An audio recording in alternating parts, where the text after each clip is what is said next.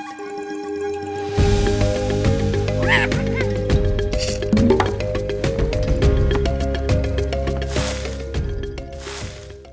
guys! 여러분의 듀오링고 가이드 제니 강사입니다. 여러분, 듀오링고가 2022년도에 두 가지 큰 체인지가 있었잖아요. 놀라시진 않으셨는지.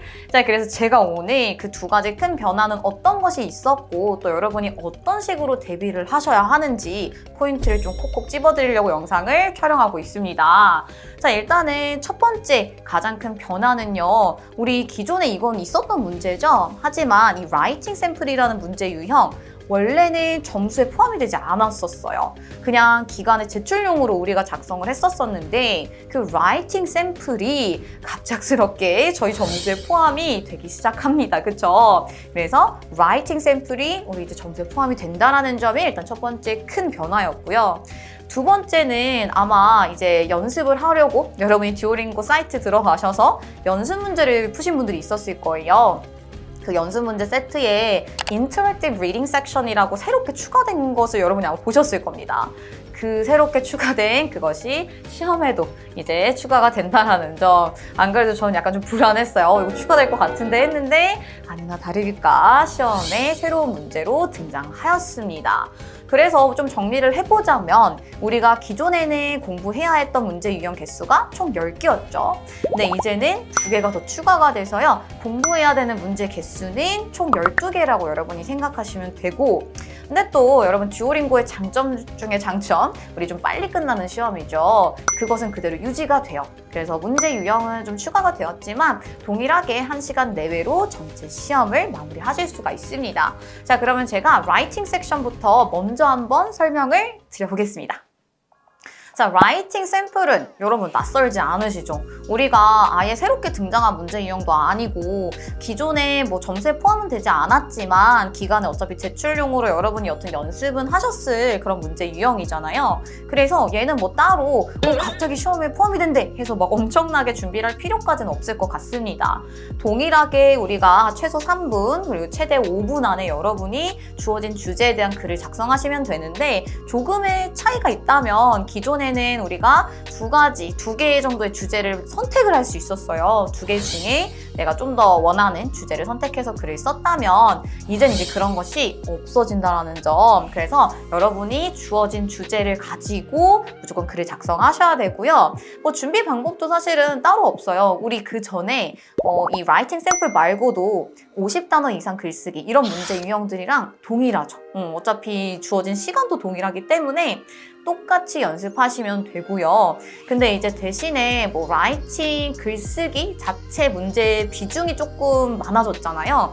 그래서 여러분이 조금 다양한 주제에 맞춰서 브레인스토밍하는 연습을 좀 더 시간 투자해서 해주시면 훨씬 좋을 것 같아요. 그리고 좀 주제별로 이제 사용할 수 있는 다양한 어휘까지 좀 많이 이제 암기를 하시고 활용을 해보시면 아마 전체적으로 라이팅 섹션에서 여러분이 좀 더 좋은 점수를 받으실 수가 있겠죠. 자, 그러면 다음은 이제 완전 새로운 리딩 섹션 제가 설명 한번 드려보겠습니다.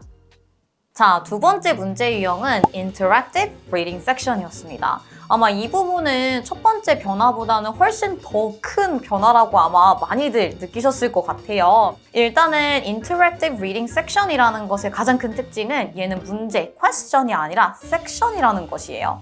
그래서 이 섹션에는 한 문제만 출제되는 것이 아니라 총 6문제가 출제가 됩니다. 그래서 이 총 6문제를 푸는데 여러분에게 7분에서 8분 정도의 시간이 주어진다. 자, 그 의미는 사실 한 문제당 주어진 시간이 없기 때문에 여러분이 이 7, 8분 정도의 시간을 잘 배분하셔서 푸셔야 마지막 문제까지 잘 푸실 수가 있겠죠.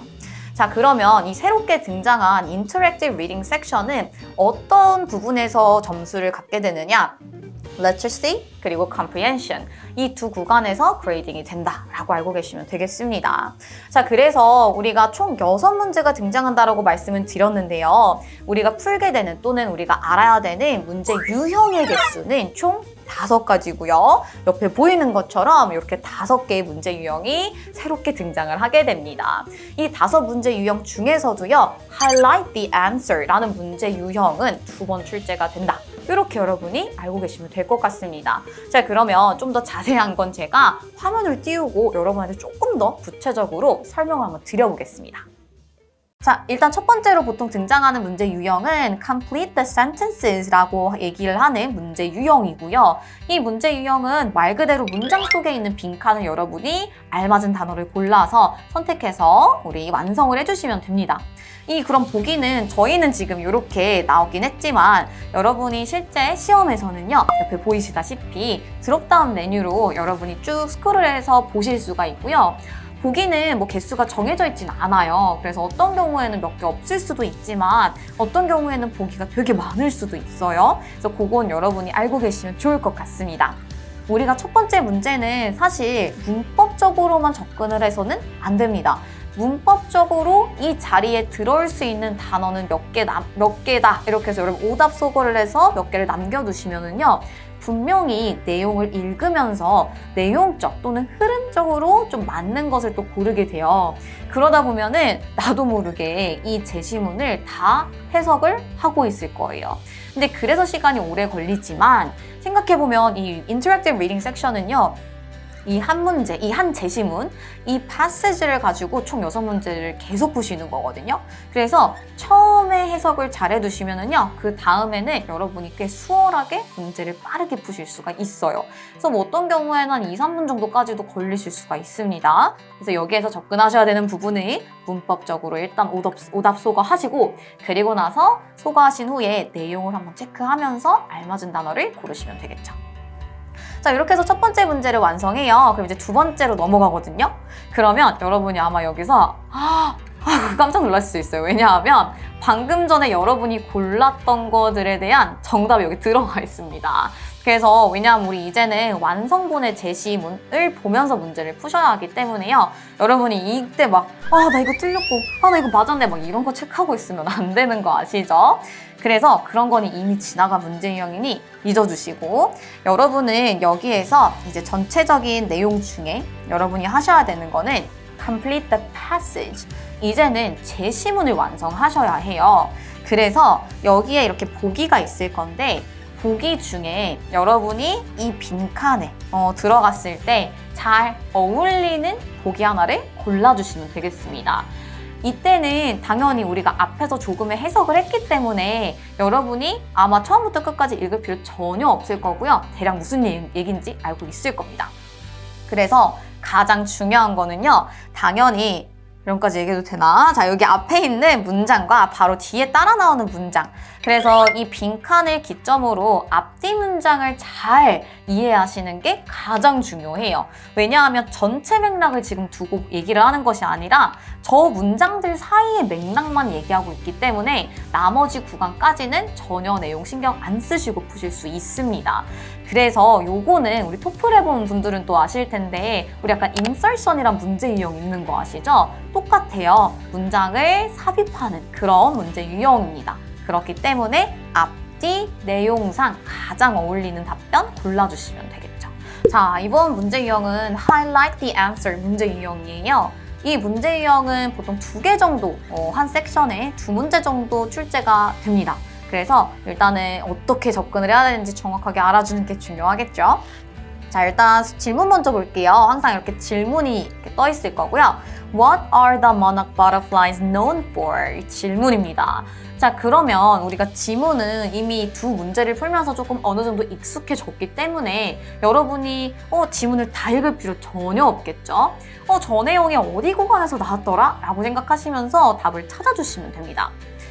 이 문제 유형은 저는 조금 특이했던 게 답을 그냥 여러분이 타이핑하는 것이 아니라 여러분이 이것에 대한 답이 여기 있다 싶으면 그 해당하는 단어들을 쭉 드래그를 해서 선택을 하시면은요, 이게 답안으로 탁 표시가 됩니다. 그래서요, 사실 이 문제는 많이 어렵지는 않은데요, 범위를 여러분이 잘 설정하시는 게 또 중요한 포인트가 될 수가 있겠죠. 자, 그러면 이 질문 일단 먼저 보시면은요, 이제 known for 라는 키워드를 먼저 찾아주시는 게 중요한데, 보시면 위에 이렇게 하나 있어요. 근데 또 여러분이 아까 쭉 해석하면서 보셨을 거예요. 한 군데 더 있었어요. 여기 보시면 monarchs are well known for 한 번 더 들어와 있죠. 여기에서 이제 중요한 포인트는요. 첫 번째 문장 같은 경우 여러분이 보시면은 이 문장의 핵심 내용은 사실 이거거든요. 굿뉴스가 있다. 정확하게 문장 자체가 이 모나크 버터플라이들은 뭐뭐로 알려져 있다라는 특징을 정확하게 메인으로 다루는 요게 조금 더 가까울 수 있습니다. 그래서 여러분이 여기 구간을 선택을 해주시면 되고요. 처음부터 끝까지 답안을 잘 표시를 해주셔야겠습니다. 자, 그러면 우리가 문제가 2개 등장한다고 했었잖아요. 하나 더 등장해요. 이번 질문은 What do monarch butterflies need to lay eggs? 얘네들이 이제 알을 낳기 위해 뭐가 필요로 하냐? 마찬가지로 일단 키워드를 빠르게 찾아주셔야겠죠. lay eggs 한다, 필요하다 이런 단어들을 빠르게 찾아주시고요. 그것에 해당하는 정답을 여러분이 드래그를 해주시면 되겠죠. to lay eggs 여기 들어가 있고 필요로 하다. 아, 이 문장이구나. 근데 한번 여러분 더블 체크는 항상 하셔야 합니다. 문장을 봤더니 The butterflies need milkweed plants to lay eggs. 정확하게 질문에 대한 답변 다루고 있습니다. 요 구간 드래그 하셔서 답변으로 제출하시면 되겠죠. 자, 이번 문제 유형은 Identify the idea. 이 문제 유형은 이 지문, 전체 이 제시문을 나타내고 있는 중요한 내용을 나타내고 있는 보기를 골라주시면 돼요. 이때는 당연히 이제 여러분이 특정 부분에만 집중할 것이 아니라 전체 내용에 집중을 하셔야겠죠. 그래서 이때는 여러분이 이 앞에 있는 ABCD 보기를 먼저 쭉 한번 읽어보시면서요. 지금 나와 있는 내용과 관련이 있는지 없는지 당연히 먼저 구분을 하셔야겠고 전체 내용을 다 포함할 수 있는지 없는지도 확인을 해주셔야겠습니다. 그래서 이런 포인트들 여러분이 잘 생각하시면 되고 이 문제 유형은 그래서 또 토플 내본 분들은 우리 서머리 문제 유형 있죠. 그런 거랑 조금 비슷하다고 생각하실 수 있을 것 같아요. 우리 이때까지 같은 질문 가지고 문제 여러 개 풀었잖아요. 다시 처음부터 끝까지 이 제시문을 다 해석하고 있으면 절대 시간 부족합니다. 그래서 빠르게 보기 읽어보시면서 정답 찾아주시면 좋을 것 같습니다. 자, 그리고 마지막 문제 유형은요. Title the passage. 말 그대로 이 제시문에 제목을 부여해주세요 입니다. 여러분, 제목은 말 그대로 전체 내용에 다 포함하고 있어야 돼요. 제가 여기서 나중에 제가 강의에서 또 얘기를 할 거긴 하지만 조금의 팁을 풀어보면은 오답 속어법 하나 알려드릴게요. 구체적으로 어떠한 특정한 부분 또는 특정한 지역, 특정한 시기를 얘기한다? 이때 되게 주의하셔야 돼요. 전체 내용이 다 진짜 그 지역을 다루고 있는지를 먼저 보시면 사실 제일 빠르게 오답 소거를 할 수가 있어요. 특정한 단어가 있다 했을 때는 주의를 하시면서 오답 아닌지 먼저 의심부터 해보셔야겠습니다. 그런 식으로 오답 소거 하시고요. 당연히 타이틀, 제목 같은 경우에는 내용을 다 담고 있어야 되기 때문에 전체 내용에 어울리는 것이어야 합니다. 그래서 꿀팁은 제가 나중에 강의에서 조금 더 풀긴 하겠지만 조금만 더 알려드리면 제시문의 앞과 뒤를 읽어봐라. 중간 내용은 아무래도 조금 더 디테일한 내용들을 담고 있을 가능성이 커서요. 앞과 뒤에 보통 토픽 센텐스가 많이 들어가 있죠. 이런 식으로 이 새로운 인터랙티브 리딩 섹션은 진행이 되는구나 정도 아시면 좋을 것 같습니다. 자, 여기까지 일단 듀오링고 2022년도에 있는 큰 2가지 변화를 제가 되게 구체적으로 설명을 드려봤습니다. 더 질문 있으면 언제든지 여러분 댓글 남겨주시면 좋을 것 같습니다. 자, 그러면 저는 본 강의에서 여러분을 만나 뵙겠습니다. 여러분, 다음에 봐요. 빠이빠이!